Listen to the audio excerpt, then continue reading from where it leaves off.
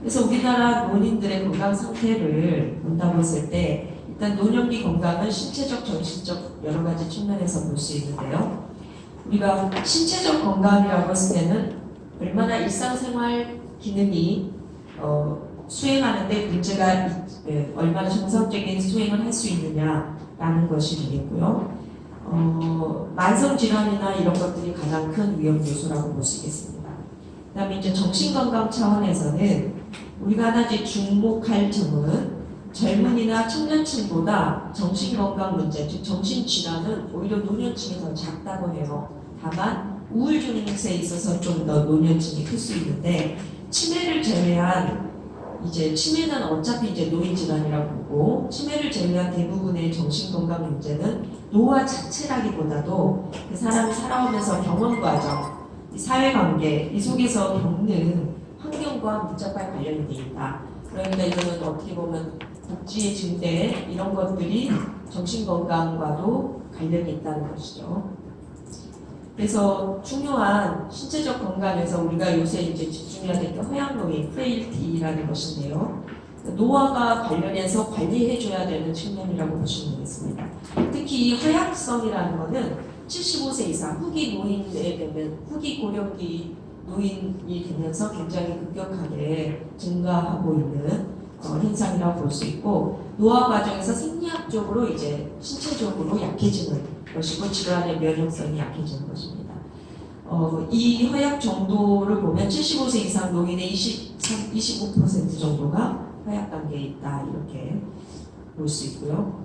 그다음에 이제 신체적 건강에서 여러분 다 아시다시피 만성 질환이 가장 큰 위험 요인인데 이 만성 질환의 원인에 유전적 요인, 생활 습관 그리고 환경에 노출이 있습니다. 그래서 이 개입도 정책적 개입도 유전적 가족력이나 이런 것들에 대한 관심, 인지를 한 거, 그리고 건강 생활 습관, 스트레스 관리 이런 것들이 정책적 개입의 측면이 되겠습니다.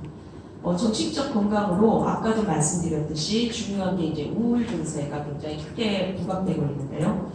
정신 질환은 아까 말씀드렸듯이 청년이나 성인기에 사실 더 심각하고 오히려 우울 증상이 크다 노년층에서는.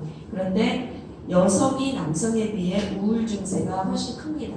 그 이유는 호르몬 작용이라고 이제 원인들이 얘기되고 있고 또 하나는 우리 사회처럼 가부장적인 사회에서의 성 역할에 대한 스트레스 이런 것들 하나 이유로 얘기되기도 하고요. 그 다음에 이제 중요한 문제가 노인 자살 문제인데요. 보통 이 자살의 정의는 치명적 결과를 충분히 인지하거나 기대하는 상태에서 개인의 의도적으로 시행하고 수행한 행동인데 청소년기에는 나 좀 도와줘 라는 어떤 외침의 결과라면 외침으로 표현하는 거라면 노년기 때는 심사숙고한 자기 결단입니다. 자기 인생의 남은 부분에 대한 판단이고 선택이기 때문에 굉장히 성공 확률이 높고 그래서 그 노인 자살에 영향을 크게 미치는 어떤 절망이라든지 이런 부분이 굉장히 크게 영향을 미친다고 보이고 있고요. 우리나라 뭐 자살률 높은 건 다 아실 거고요. 그 다음에 이제 정신적 건강에서 제일 이제 중요한 게 치매인데, 치매는 지금 전 세계적으로도 유병률이 약 5에서 10%, 65세 이상 노인 5에서 10%고 우리나라의 경우도 급격히 지금 치매가 늘어나고 있는 상황이라 이거에 대한 이제 대체 개입, 정책적 개입이 되게 중요하다는 것이고, 그 다음에 이제 마지막으로 하나만 더 말씀드리면 이제 건강 수명에서 경제적인 상황, 사회 경제적인 어떤 지위와 건강 수명의 차이가 굉장히 크다. 그래서 여기 밑에 그래프를 보시면 왼쪽에는 남녀 건강 수명의 차이가 나타나고 있고요. 이게 이제 전체적으로 소득 5분위의 기대 수명의 격차는 2.6에서 11.4년 정도라 한다면 소득 분위가 건강 수명, 그러니까 우리가 건강 수명이라고 할 때는 얼마나 건강하게 사는 기간을, 그러니까 장애나 일상생활 장애로 인해서 질병을 가지고 사는 기간을 뺀 수명을 건강수명이라고 하는데 이 건강수명 격차는 21년까지 갑니다. 4.4에서 21년까지. 그러니까 그냥 평균적인 수명보다 훨씬 건강의 격차가 크다는 거 이것도 이제 주의를 기울여야 될 문제라고 보여집니다. 그래서 이제 건강 노화를 위한 과제로 우리가 이제 보통 그 건강 노화 정책을 얘기할 수 있는데요. 건강 노화라는 것은 이제 삶의 질을 전반적으로 보장하는 것이고, 이 지금 허약 노인 아까도 말씀드렸지만 노화와 관련해서 그러니까 질병과 좀 다른 차원에서 접근해야 되는 게 이제 허약해지는 것, 신체적으로. 그래서 특히 후기 노인의 경우, 그리고 초고령 85세 이상 초고령 노인의 경우에 이제 의료나 돌봄 서비스 수요가 엄청나게 증가하고 있습니다. 이 허약 노인 관리의 단계는 첫 번째로는 일단은 건강 상태 진단이 굉장히 중요합니다. 밑에 관리 측면을 보시면 그렇게 해서 신체적으로 노인의 건강 수준별로 이제 선별을 해 나가야 되고요. 두 번째로 이 건강 수준별로 노화 관리가 이루어져야 될 것입니다. 건강 노인 그리고 허약의 단계, 전 단계로 의심되는 노인들, 그다음에 실제 이제 허약 단계로 들어간 노인들 이렇게 나눠서 이제 예방과 개입 정책이 들어가야 되고요. 여기서 가장 중요한 것은 지역 사회와 이제 보건의료 체계이겠죠. 지금 뭐 에이징 인 플레이스는 누구나 다 아시는 얘기이기 때문에 더 안 해도 될 것 같고요. 이제 이 지역 사회 노인이 주거하는 지역 사회를 중심으로 얼마나 긴밀하게 이것들이 단계별로 연결되어서 갈 것인가가 이슈가 될 수 있겠고요.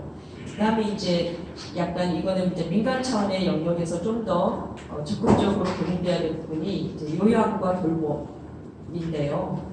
최근에 아시겠지만 인공지능이나 사물인터넷 같은 것들을 이용해서 적극적으로 요양과 돌봄의 서비스를 기술적인 변화가 일어나고 있는 거 아까 민병도 의원께서도 지적하신 부분인데, 그래서 뭐 치매 로봇이라든지 이런 부분에 대해서 근데 이제 이런 부분들이 법적 제도적으로는 사실은 정보의 문제, 개인정보의 문제라든지 의료가 아닌 분야의 관계에서 이걸 의료로 볼 것인가 아닌가에 대한 또 그레이 에어리아의 이슈, 이런 이슈들이 있어요. 그래서 이런 부분들을 좀 더 전향적으로 고민을 해서 좀 더 이 시장 차원에서 이게 공급이 더 활성화될 수 있는 제도적 마련도 필요하다고 보고요. 실제로 이제 홈케어 서비스 같은 경우는 굉장히 급속히 성장하고 있는 분야이기도 합니다.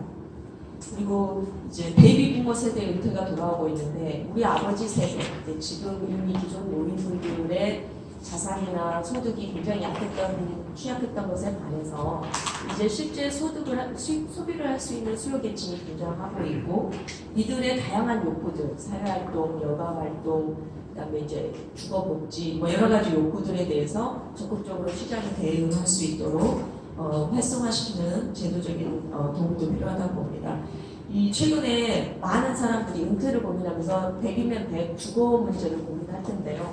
많은 분들이 전원은 생활을 꿈꾸다가 다 서울로 다시 돌아오는 이유가 주택이, 그러니까 요양단지라고 했을 때 그냥 집만 있는 거죠. 근데 사실 나이 들어서 가장 필요한 건 의료 서비스와 생활 편의들이 돼야 되는데, 우리나라의 소위 말하는 은퇴단지라는 곳은 이런 연계성을 갖기가 굉장히 어렵다.